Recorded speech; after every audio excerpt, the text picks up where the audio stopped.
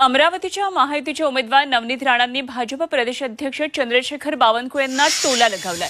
एक दिवस नवनीत राणास रवी राणांना भाजपमध्ये आणतील असं जाहीर विधान बावनकुळेंनी केलं आणि त्यावर नवरा बायकोमध्ये बाहेरच्यांनी बोलू नये, माझे नेते मोदी शहा फडणवीस आहेत असा टोला नवनीत राणा यांनी लगावला।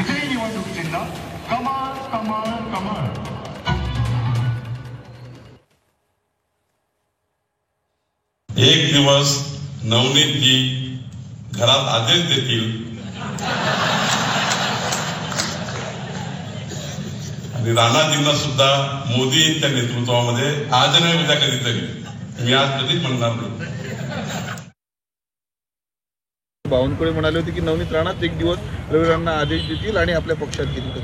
मी आपल्याला एवढंच म्हणू शकते, मी रवी राणाची बायको म्हणून आपल्याला सांगते की मी ज्या पक्षामध्ये भारतीय जनता पार्टी मध्ये आज कार्यकर्ता म्हणून माझे नेते अमित शहाजी, मोदीजी आणि देवेंद्रजी आहे। मी माझा निर्णय स्वतः आपले इच्छाप्रमाणे घेतलेला आणि त्यांची मर्जी अनुसार ते आपलं निर्णय घेतील।